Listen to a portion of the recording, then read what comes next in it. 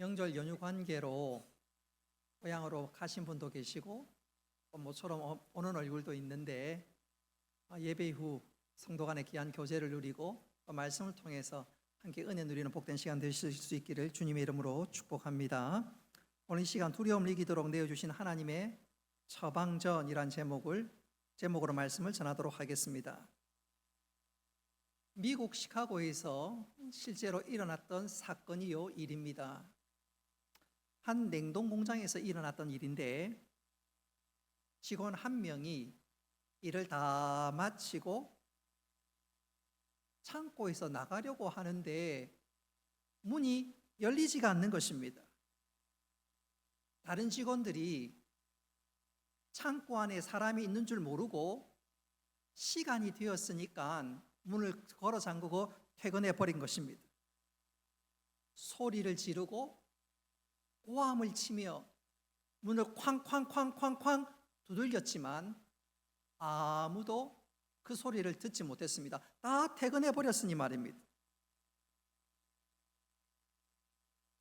창고 안에 있는 직원이 일을 어떻게 하든 풀어야 되는데 주위에 사람이 없으니까 도움을 받을 수 없고 오빡 하루를 지나게 됩니다. 그리고 다음날 아침 다른 직원들이 출근해서 창고 문을 열었는데 이게 웬일입니까? 바로 그 직원이 그 냉동 창고에서 얼어 죽어 있었습니다. 그 모습이 너무 처참했고 손톱에는 피가 철철철 넘쳐 있는데 벽에는 그 손톱으로 쓴 글씨가 분명히 붉게 기록되어 있습니다. 그리고 내용은 춥다. 너무너무 춥다. 왜 죽었을까? 직원들이 조사를 하면서 이상한 점 하나를 발견하게 되었습니다.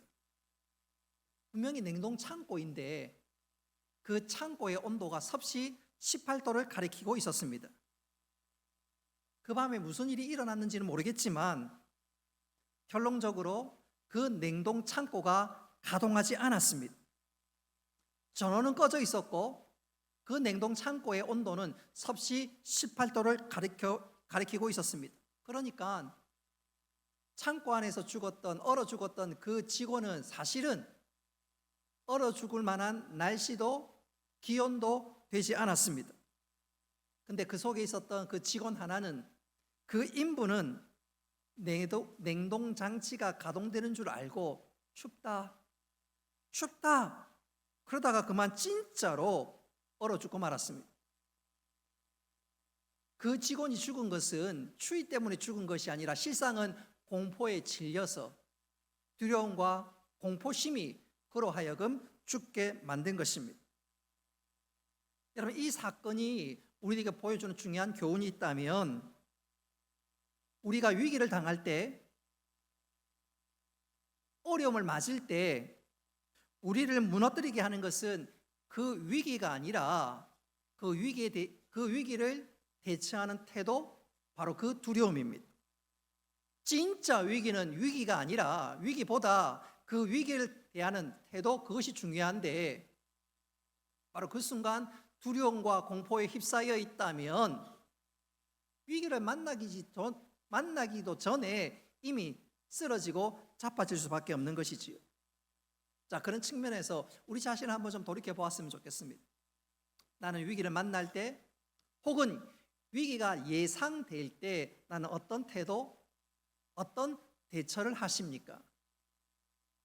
우리가 어떻든 위기를 만나든 두려움을 직면하든 그 모든 어려움에서 능히 이길 수 있어야 되겠는데, 그렇게 되기를 원한다면 오늘 본문에서 두려움을 극복했던 한 사람 다윗을 주목해야 합니다. 오늘 다윗 역시 우리가 똑같은 두려움과 위기를 만났는데, 여러분, 이 위기는 다윗의 상상에서 나온 것도 아니고 다윗의 추측에서 비롯된 것은 더더욱 아닙니다. 이 모든 것은 다윗이 실제적으로 그가 체험했던 바로 그 위기, 공포, 두려움 그 자체입니다. 우리는 흔히 다윗 하면 용맹한 사람이라고 생각합니다. 그가 목동일 때는 사자와 공과 싸우기도 했고 나중에는 골리앗을 물리치는 대단한 믿음의 사람이요 용기 있는 사람이라고 생각합니다. 당연하지요. 그러나 오늘 읽었던 말씀을 보면 그 용감했던 다윗 역시 나도 두려움을, 공포를 느꼈다라고 고백하고 있습니다. 아니, 우리는 다윗 정도가 되면 어떤 위기, 두려움 넉넉하게 이길 수 있을 것 같은데 그 역시 우리가 똑같은 인생의 길을 걷게 되는데 그 역시 두려움, 공포, 위기를 느꼈다는 것입니다. 이스라엘 초대왕 사울이 그를 죽이려고 했을 때, 또한 그의 아들 압살롬이 반란을 일으켜서 그를 죽이려고 했을 때 다윗은 한없이 떨었고 두려움을 느꼈다고 그는 그렇게 고백하고 있습니다. 그럼에도 불구하고 다윗은 그 두려움을 극복하고 그 두려움이 변하여 오히려 그 위기가 변하여 감사와 간증거리로 만들어지게 되는데 도대체 그 비결이 무엇인가 오늘 우리가 주목하면서 내 안에 있는 모든 두려움과 공포를 이길 뿐만 아니라 위기가 변하여 감사와 간증거리가 되는 우리 모두가 될 수 있기를 주님의 이름으로 축복합니다. 자, 그렇다면 우리는 어떻게 하면 위기를 극복하고 문제가 변하여 감사와 간증거리로 화할 수 있는가? 오늘 읽은 말씀은 하나님께서 우리에게 세 가지 처방전을 내려주시고 있습니다. 그 첫 번째 처방전, 그 첫 번째 비결, 방책이 무엇이냐? 한번 따라합시다. 하나님을 가까이 해야 합니다. 여러분, 두려움을 이기는 첫 번째 비결, 첫 번째 스텝은 하나님을 가까이 해야 합니다. 오늘 2절과 3절 말씀에 보면 다윗이 지금 그가 느끼는 실제적인 두려움과 공포가 무엇인지 우리에게 소상하게 소개해 줍니다. 우리 2절과 3절 말씀 같이 한번 읽어봅니다. 시작. 악인들이 내 살을 먹으려고 내게로 왔으나 나의 대적들 나의 원수들인 그들은 실족하여 넘어졌도다. 군대가 나를 대적하여 진칠지라도 내 마음이 두렵지 아니하며 전쟁이 일어나 나를 치료할지라도 나는 여전히 태어나리로다. 아멘. 여러분 2절과 3절에 보시면 다윗이 실제적으로 직면한 두려움이 무엇인지 소개하는데 2절에 보시면 악인들, 또 대적들, 원수들, 3절에 보니까 군대 전쟁이었습니다. 2절에 등장하는 악인들, 대적들, 원수들 정도는 어떤 면에서 개인이니까 한번 버텨보고 한번 직면해 볼 수 있을 것 같은데 3절에 보시면 몇몇 개인만 다윗을 공격한 것이 아니라 군대가 다윗을 향해서 진을 쳤습니다. 진을 친 정도만 아니라 그것을 넘어서 그들은 전쟁을 일으키려고 하고 있습니다. 얼마나 현실적으로 두렵고 답답하겠습니까? 여러분, 다윗은 이 두려움이 얼마나 컸던지 2절에 보시면 그들이 내 살을 파먹으려고 한다. 그는 그렇게 고백합니다. 여러분, 내 살을 파먹는다. 이건 보통 두려움이 아닙니다. 여러분, 여기서 내 살을 먹으려 한다 이 말은 히브리어 표현 그대로, 원어 그대로 이 표현을 우리가 이해한다면 사자가 이빨을 드러내놓고 내 살을 먹으려 한다는 것입니다. 사자가 이빨을 드러내고 나를 지금 공격하려고 하는데 여러분, 그 공포 얼마나 대단하겠습니까? 여러분, 우리 가운데 사자에게 물려본 사람은 아무도 없습니다. 아니, 사자는 고사하고 개한테 한번 물려보십시오. 그런 트라우마가 있는 분들은 개 볼 때마다 얼마나 두렵고 얼마나 겁이 나겠습니까? 뿐만 아니라 3절에 보니까 군대가 진을 치고 전쟁이 막 일어날 상황입니다. 전쟁이 일어나기 그 직전에 얼마나 두렵고 얼마나 공포스럽겠습니까? 여러분, 하다못해 우리가 초등학교 시절에 가을 운동회를 할 때 모든 반 학생들이 달리기를 합니다. 여러분, 그런 경험 다 있지요? 달리기를 하기 전에 선생님이 총을 들고 땅 그 몇 초 사이에 얼마나 긴장이 되든지 경우에 따라서 오줌이 찔끔 나올 때가 있지요. 여러분 그런 경험이 없어요? 얼마나 긴장이 되면 그렇겠습니까? 근데 그 정도가 아니라, 그런 달리기 정도가 아니라 이제 곧 전쟁이 터지기 일보 직전입니다. 얼마나 두렵고 얼마나 떨리겠습니까? 저는 그런 얘기를 들어본 적이 있는데 2010년도에 천안함 사건도 있었고 또 1999년도에는 저기 잠수함에서 강릉 잠수함 침투 사건이 일어날 때 그 무장공비라 할까요? 그들과 대항하기 위해서 군인들이 출동할 때 실제로 그것을 경험한 친구들 얘기를 들어보면 진짜 비장하고 잘못하면 나 진짜 죽을지도 모르겠다 이런 생각이 들었을 때 그때 그 생각하면 지금도 아찔하다는 그런 얘기하는 것을 제가 들어본 적이 있습니다. 자, 다윗 입장에서는 원수들이 대적들이 진을 치고 이제는 전쟁하기 일보 직전입니다. 그래서 그 순간 다윗이 얼마나 두렵고 공포함을 누릴 수 있겠습니까? 그런데 다윗은 뜻밖의 고백을 합니다. 1절에 보시면 내가 누구를 무서워하리요? 두려워할 수밖에 없는 그 상황 속에서 다윗이 내가 누구를 두려워하리요? 여러분 다윗이 그렇게 선포하고 그렇게 외칠 수 있었던 비결이 1절에 나옵니다. 왜냐하면 하나님께서 빛이 되시고 구원이 되시고 또한 하나님께서 그의 능력이 되시니까 다윗은 내가 누구를 두려워하리요? 그는 그렇게 고백합니다. 한 걸음 더 나아가서 3절에는 이렇게 고백합니다. 우리 3절 말씀 스크린에 나와 있는데 같이 한번 읽어봅니다. 시작. 나를 치려 할지라도 나는 여전히 태어나리로다. 아멘. 전쟁하기 일보 직전인데 나는 오히려 태어나리로다. 그러면 이것을 제일 잘 표현한 성경은 영어 성경입니다. 그럼에도 불구하고 나는 태어나리로다. 영어 성경은 그렇게 되어 있는데 그 앞에 in spite of 그랬습니다. 그럼에도 불구하고 적들이 나를 치려고 하고 내 살을 퍼보려고 하고 이제 전쟁이 일어나기 직전이라 할지라도 그럼에도 불구하고 나는 태연하리로다. 여기서 태연하리로는 말이 굉장히 중요하고 또한 의미가 있습니다.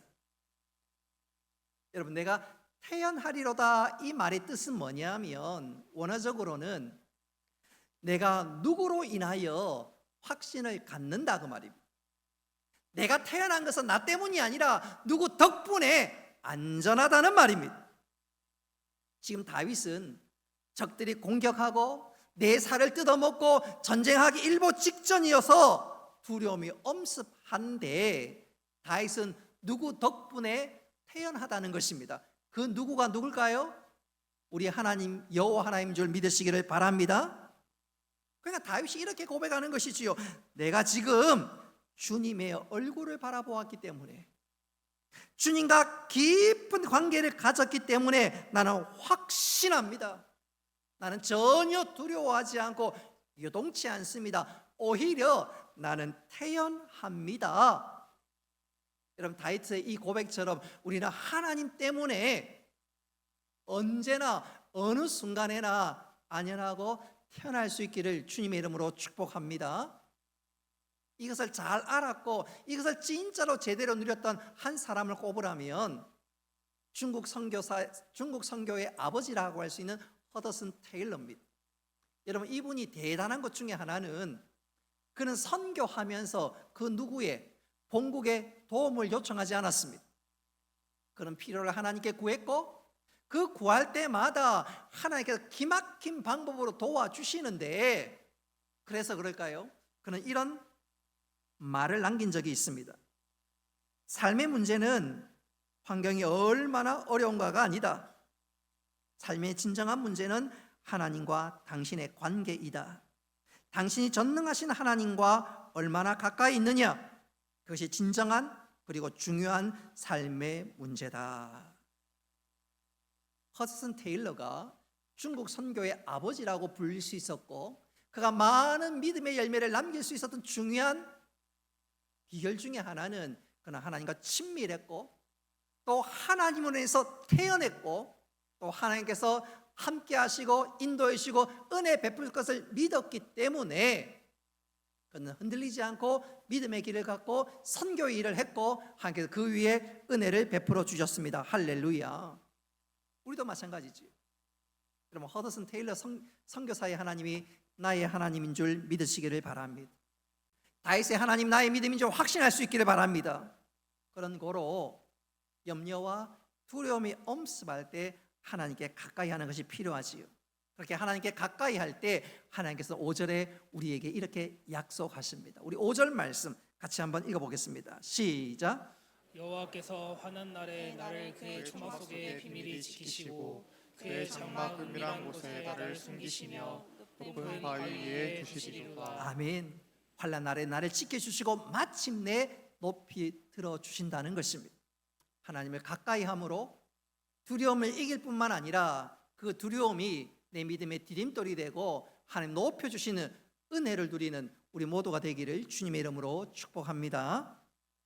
자, 두려움을 극복하기 두 번째 스텝, 두 번째 처방책은 과연 무엇일까?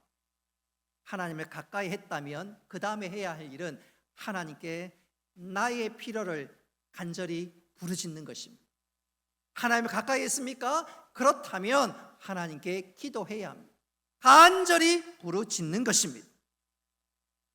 오늘 본문의 두 번째 단락인 7절부터 13절에 보니까 하나님께 기도해야 될 것에 대한 말씀이 계속해서 반복됩니다. 7절에 보시면 들으시고 응답하소서. 9절에는 주의 얼굴을 숨기지 마소서, 버리지 마소서. 11절에는 나를 가르치시고 인도하소서. 12절에 내 생명을 나의 대적의 손에 맡기지 마소서. 이상의 구절들은 다윗이 지금 하나님께 기도하고 있는 것입니다. 다윗은 하나님을 가까이 하는 것으로 끝난 것이 아니라 하나님께 지금 기도하고 있습니다. 가까이 왔으면 그것으로 끝나는 것이 아니라 나의 필요를 하나님께 아뢰고 하나님께 내 삶 가운데 역사하실 것을 바라보는 것, 바로 그것이 중요합니다. 그렇습니다. 기도할 때 여러분 하나님께서 내 기도의 모든 문제를 맡아주시는 줄 믿으시기를 바랍니다. 그러니까 내 문제는 더 이상 내 문제가 아니고 하나님 맡아주시고 그래서 우리가 두려움을 극복할 수 있게 되는 것이지. 여러분 기도할 때 적당히 기도하는 것이 아니라 기도 하나님 들으시면 좋고 안 되면 할 수 없고 그런 게 아닙니다. 진짜 간절히 하나님을 찾고 내 모든 필요를 아뢰는 것이 중요합니다. 자, 그런 측면에서 나를 두렵게 하는 것이 무엇입니까? 지금 살아가면서 나를 진짜로 두렵게 하는 것이 무엇입니까? 혹시 질병이신가요? 가슴이 아파서 혹시 이거 심장병 있는 거 아닌가? 허리 뒤쪽이 뜨끔뜨끔해서 혹시 콩팥이 나쁜 게 아닌가? 소화가 잘 안 되니까 무슨 췌장에 문제가 있는 건 아니야? 나를 두렵게 하는 것이 질병인가요? 사업인가요? 인간관계인가요? 아니면 지금 이 자리에서 무너지는 바로 그 실패입니까? 중요한 것은 나를 올가매는 그 두려움이 무엇이든 상관없이 하나님께 가까이 나왔다면 나의 필요를 하나님께 아뢰 수 있기를 바랍니다. 그러면 하나님께서 내 모든 형편을 맞아주시고 이렇게 우리에게 말씀하십니다. 우리 10절 말씀 다 같이 한번 읽어봅니다. 시작. 내 부모는 나를 버렸으나 여호와는 나를 영접하시리이다. 아멘. 성경학자들은 이 구절을 다윗이 진짜로 부모님에게 버림을 받았던 적이 있는 것이 아닌가 그렇게 추측하기는 하지만 성경에는 진짜 다윗이 버림을 받았다라고 나와 있지는 않습니다. 그런 증거는 쉽게 찾을 수가 없습니다.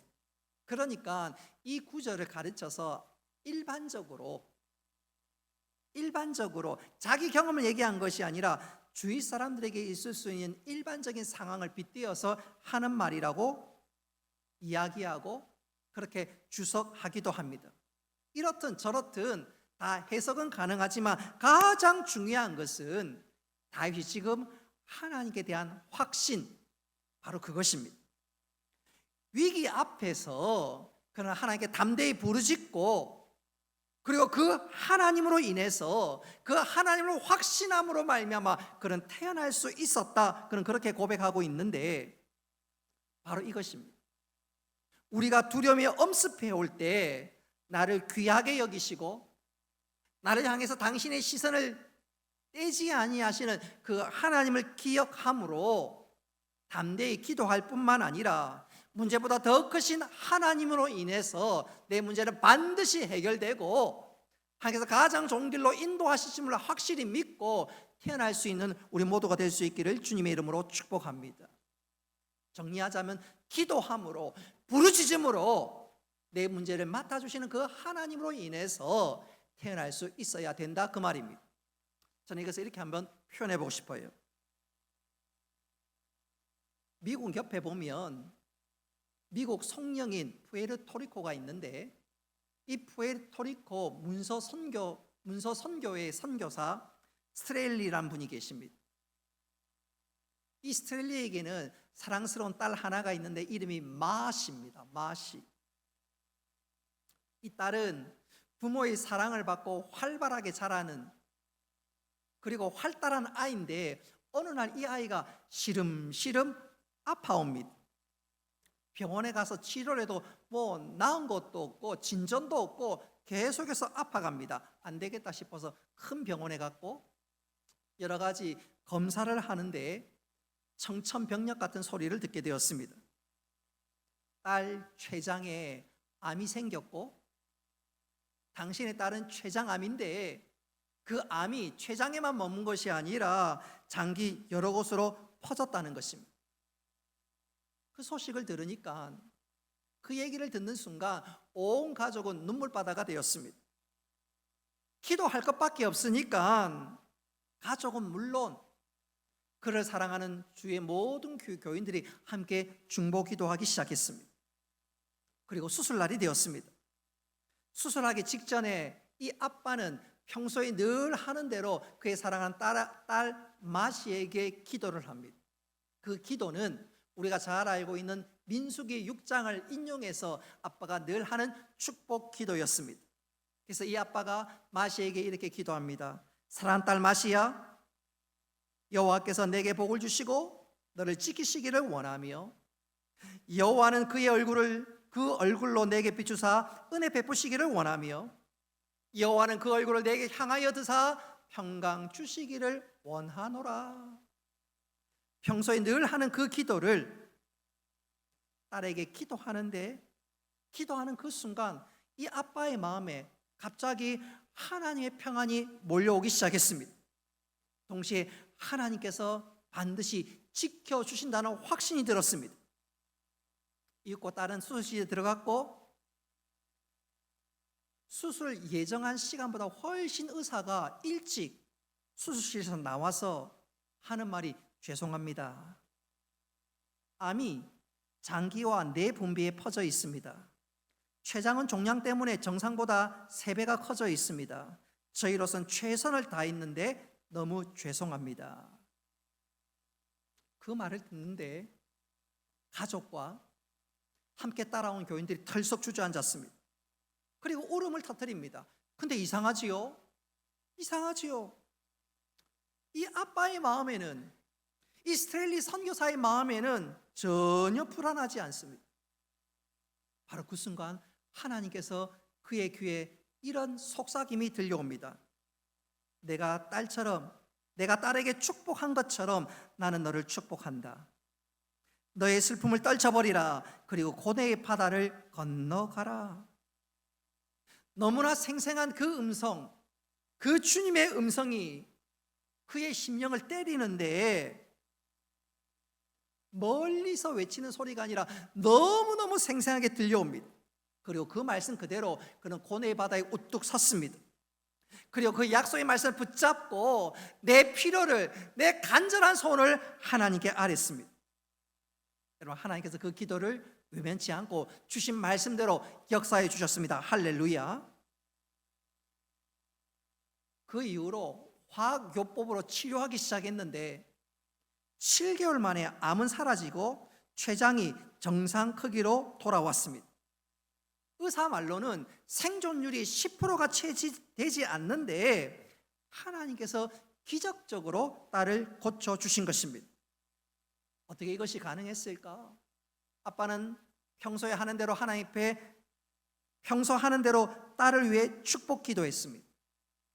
수술실 앞에서도 축복 기도했습니다. 그랬더니 하나님께서 그에게 말씀을 주셨습니다. 그리고 그 말씀을 붙잡고 기도했더니 하나님께서 응답해 주셨는데, 여러분, 이런 일련의 놀라운 은혜는 성경에 하나님께서 약속하신 그대로입니다.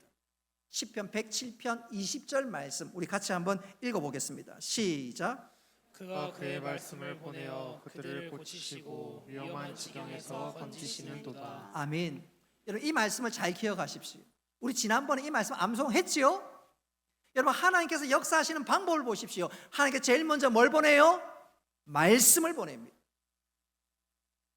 여러분, 믿음은 들음에서 나는 줄 믿으시기를 바랍니다.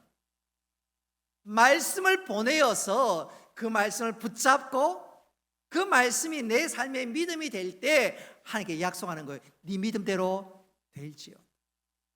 하나님께서 말씀을 보내시고 그 말씀을 고치시고 그 말씀으로 위험한 지경에서 건지신다고 약속하신 그대로 하나님께서 행하신 것입니다. 그런 거로 우리가 두려움과 위기에서 극복하고 이기기 위해서는 하나님께 가까이 하고 여러분 하나님 주신 말씀을 붙들 수 있기를 바랍니다. 그리고 그 붙든 말씀으로 기도할 수 있기를 바랍니다. 간구할 수 있기를 바랍니다. 그럴 때 하나님께서 우리에게 가장 좋은 길로 인도해 주시는데 그 놀라운 은혜를 누리는 우리 모두가 될 수 있기를 주님의 이름으로 축복합니다. 그러니까 여러분 예배 시간에 졸면요 그 손해입니다. 이런 말씀이 떨어질 때마다 아멘으로 응답할 수 있기를 바랍니다. 그래도 죽어도 안 하는 사람 할 수 없어요. 여러분 하나님께서 말씀을 보내시고 그 말씀으로 나를 고치시고 위험한 지경에서 건져주신 줄 믿으시기를 바랍니다. 그래서 예배 시간에 말씀이 떨어질 때마다 아멘 아멘, 그것이 내 삶의 두려움을 이기는 비결, 하나님께서 우리 가운데 역사하시는 놀라운 은혜의 통로인 줄 믿으시기를 바랍니다.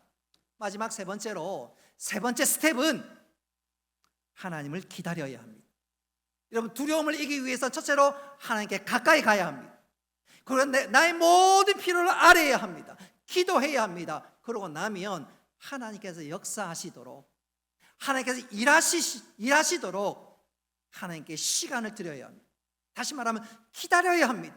내가 앞서지 말고 하나님께서 행하실 그 일들을 잠잠히 기다려야 합니다. 그래서 오늘 14절 말씀은 이렇게 우리들에게 권면합니다. 우리 14절 말씀 같이 한번 읽어봅니다. 시작. 너는 여호와를 기다릴지어다. 강하고 담대하며 여호와를 기다릴지어다. 아멘. 주님을 기다리라, 여호와를 기다리라 그랬습니다. 이전 성경은 여호와를 기다리다 이 말을 여호와를 바랄지어다 그랬습니다. 기다린다, 바란다 똑같은 말인데 이 원어의 뜻이 뭐냐면 새끼줄을 꼰다 그런 말입니다. 여러분 혹시 새끼줄 꼬아본 적 있나요? 죄송합니다만 저는 꼬아본 적은 없어요. 그러나 TV를 통해서 옛날 연속극 드라마를 통해서 역사 드라마를 통해서 새끼줄 꼬는 것은 많이 봤습니다. 그러면 새끼를 어떻게 꼬지요? 한 가닥 또 다른 한 가닥 두 개를 뭉쳐서 비비면 줄이 꼬아지지요. 잘 모르시나요? 꼬아 보셨지요? 김석희 집사님 해보셨지요? 안 한 것처럼 꼬아 보셨어요. 근데 줄 하나를 꼬우면 또 다른 줄 모아서 또 꼬우고 또 꼬우고 또 꼬우고 또 꼬웁니다. 그러면 그 가늘했던 새끼줄이 나중에 든든한 밧줄이 됩니다. 연약했던 그 줄이, 형편했던 그 줄이 얼마나 튼튼한지 몰라요. 여러분 여호와를 바란다, 하나님을 바란다, 바로 그것입니다. 내 문제를 하나님 앞에 기도합니다. 부르짖습니다. 그러나 부르짖었음에도 불구하고 내 고통이, 내 두려움이 사라지지 않습니다. 그때 어떻게 할까요? 그것은 끝이 아닙니다. 또 새길에 꼬는 거예요.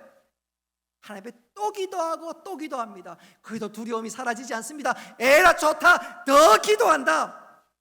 내 마음속에 여전히 두려움이 남아있고 공포심이 있지만 그럼에도 불구하고 내 마음을 하나님께 향하고 또 향하는 것입니다. 그 두려움을 하나님의 약속의 말씀, 하나님의 은혜에 계속해서 꼬는 거예요. 하나님, 제가 지금 너무 두렵습니다. 하나님 아버지, 아직도 걱정이 됩니다. 하나님, 내 문제를 맡아주시고 성령님, 당신의 은혜를 너에게 부어주시옵소서. 계속해서 하나님과 약속의 말씀을 계속해서 내 심령 가운데 꼬고 또 꼽니다. 근데 그렇게 꼬면요, 그 연약했던 그 새끼줄이 점점점 굵어지고요, 튼튼한 밧줄이 됩니다. 바로 이것입니다.